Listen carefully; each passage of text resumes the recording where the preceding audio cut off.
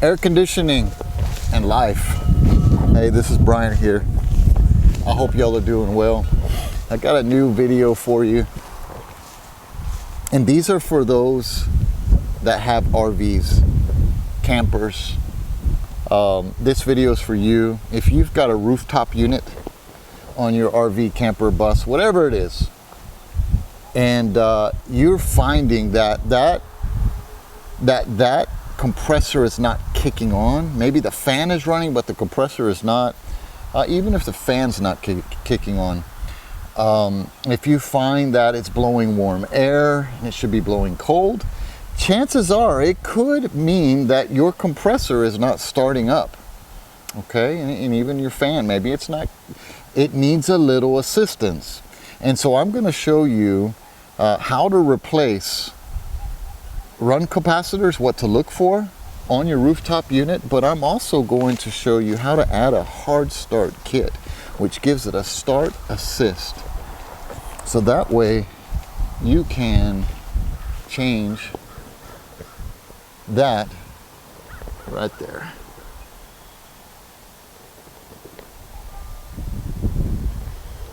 Yep, this is so you can change and get those, change capacitors and get those compressors running again. This helps with efficiency, it helps with tripping breakers, it helps with longevity of the compressor, the pump. It helps in so many ways. So watch this video, I think you'll like it. I've already removed that top cover. You can see it over there, that white cover. It's 4 screws. I've pulled out the capacitors. I didn't start recording until now. And so, yeah, you just pull those capacitors out. They're either going to be silver or gray, like the ones here. And just take a picture and see where the wires went. So this one here is 6.8. It's what I measure in microfarads, and it's rated for a 7.5, which it'll have it on the nameplate, 7.5, and that's low enough to change. Okay, so that was for the actual blower motor. So we're going to put a new one. This particular Coleman unit had a start capacitor already built on it, and this came from the factory. Sometimes manufacturers will take a starting amp draw to see how hard it starts, and if it starts a little weak, the compressor, they'll add one of these on there. I know Train does that, and Goodman also, for sure. So this start capacitor is higher. It's 89 microfarads, which is really high, and the reason is because it's only used in the start winding for a millisecond, and then it cuts out. It has a relay that cuts it out, and you see the relay on top. These start capacitors are always black. That's how you can tell the difference. Yeah, so that capacitor was showing good, but I'm going to put a brand new one anyways. I like the start boost. I like the Supco hard start kits. Are very inexpensive, and I've had nothing but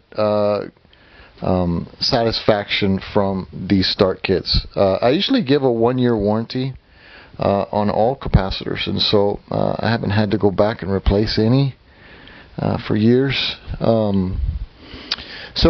When taking off the capacitor wires, again, take a picture and to see where it goes.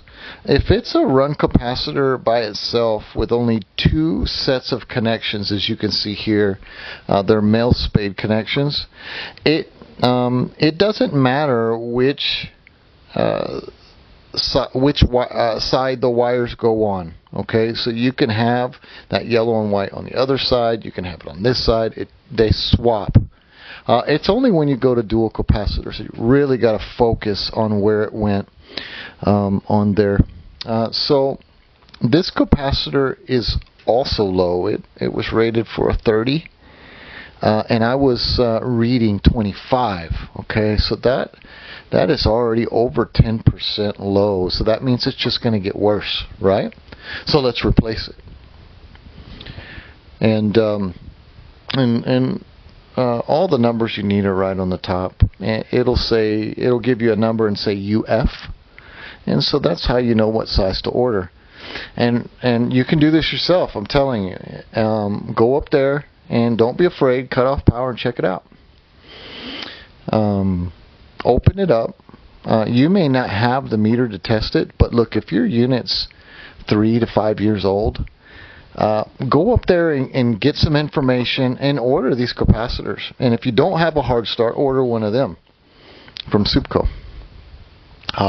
And just replace it. What's it going to hurt, right? I mean, you're spending very little money on it. So I'm putting in a dual capacitor. You don't necessarily do this, but I'm doing it because that's all I had was a dual capacitor. So in other words, it has 3 sets of connections. One is for a fan. And so I'm just going to use the compressor and common side.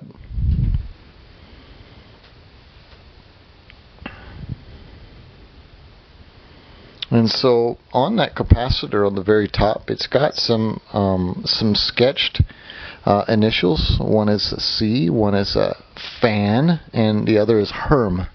And that tells you where those connections wire to. And HERM is compressor. Fan, of course, is fan. Common is common. It comes off of your contactor. You can see that these are silver. I don't think they make the gray anymore. This unit, I mean, I don't know how old it is. I think it's like 9 or 10 years old. But I'm sure you could order it from China. And here I'm just letting you know that you really need to just go like for like. Anytime you're changing a capacitor, make sure it's a 440 volt and then the UF, right? Have the right UF for it. Man, I was looking at that fan motor. It looks so old. But man, the bearings are nice. And after I fired this thing up, and I don't know what I'm saying right here, but there I am speaking. But anyways, so these Supco boost start capacitors, they have 2 wires, and really that's for your compressor, not your fan. So you're just going to put one on one side and the other on the other set of connections. Just one on each side, just like that. And the Supco will do the rest. And again, the hard start kit really, it relieves, it actually changes the shift. It does a shift in the phase of your voltage. So it allows for a softer torque on startup. It really helps. And your compressor will not get as hot as it does without a hard start kit. So if you don't have one, put one on there. So there's a little electrical box there, and you can just snug these things up with the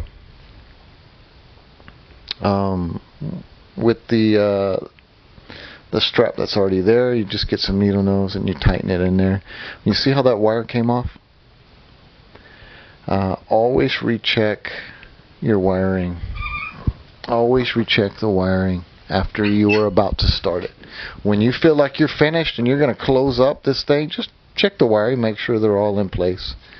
And then you got just enough room in these boxes on these Colemans to just stuff everything away. On these hard start kits, they come with like a belt clamp that you can just connect to wires. So you just hook it onto the wires that are there, and it hangs right there. And so while you got it open, why not get some coil cleaner and make sure it's self-rinsing. and it's safe for evaporators. And so you just spray that thing on there. You get it real nice and thick. I like the straight spray because it gets into the coil, those fins, really good. So, and then you just spray it and let it rinse off on its own. You spray it again. You can get a soft wire brush and just wire brush it out. Get both sides of that coil. This not only helps with the debris, but it also helps with the smell. You know, sometimes these units, if they haven't been fired up throughout the winter, when they first fire up in heating or cooling season, it's musky, so it helps. And then you just put the panels back on. And again, man, when you're going about this thing, don't worry. Just start taking one screw at a time. Eventually, you'll see where everything's at. But again, make sure you have the power disconnected to your rig. So here, I'm just doing another startup amp draw, making sure we're right on. There was a little bit of liquid, you could tell, in that line outside the compressor. So it was a little bit of a hard start. But again, the old hard start kit, that black one, was good. There's Jimmy. Hi, Jim. Hi, buddy. So he's just an awesome helper. You see him in all these videos, right? What an awesome helper he is. And so, yeah, now that you're here, you might as well do the condensing coil. And so Ethan pointed that out, and I'm like, yeah, let's do it. Your condensing coil is more accessible. You can go up there with a water hose and just do this with the water hose. Spray it out. And I do that ever so often when I'm cleaning the roof. You can just wash that out. Again, all these things make a difference. They add up for efficiency and efficiency and longevity of your equipment. Right? Very important. Especially when you don't have, $1,500 to just go get a new one, right? I have it a little bit easier since I am an HVAC guy. I can get a hold of equipment and parts, and I can change them out. And maybe one day I'll change out a compressor. If this thing starts running low on refrigerant, I'll put a valve on it, a service valve, and I'll show you how to do that. And then just charge it up. I think this is R22 refrigerant. You can always just add a little something different on there for it to work. So now we're just putting this thing back together, remembering how it went. It's funny, I put the clips that clip on at the bottom, I put them on backwards, and so that white covering, the case over that Coleman unit, it wouldn't snap down all the way. So I had to take them off and then redo them. And those are those clips right there. The clips, there they are. And I put them backwards. See? That's what. There's Jackie. She just got home. So, yeah. Very, very straightforward. There I am. I like to take amp draws, starting and running. I like to make sure things are right or within limits. And so there's a nameplate. This one was rated for 10 for that compressor. And I was running it. It was running at 3.5. That's 60-70%. 70% lower than the rated. That's what you're looking for. So I hope you like that video. If you like it, subscribe. We're gonna have content like that here and there constantly. And man, really, we're here to help each other. And whatever knowledge that I've gained over the 20 plus years of air conditioning and heating and DIYing, and whatever I can give to you, take it, drink of it, and eat of it. But the most important thing is not your knowledge and what you know. It's your character. And there was a man that came 2,000 years ago to show us what character looks like. His name is Jesus Christ. So he's the one, right? He's our mentor. But while we're here on this earth, right, Jim? As he's bringing up this heavy thing, big thing, there's no wasp in there? Okay. All right, buddy, you coming up? Come on up. Life is what you make of it. I ask people all the time, not how is life treating you, but how are you treating life? How are you treating it? Life is a character. Life is a nature. Life is a person. So, yeah, something you can do to bring longevity. Spray a little of that stuff on there. Replace the capacitors with like capacitors.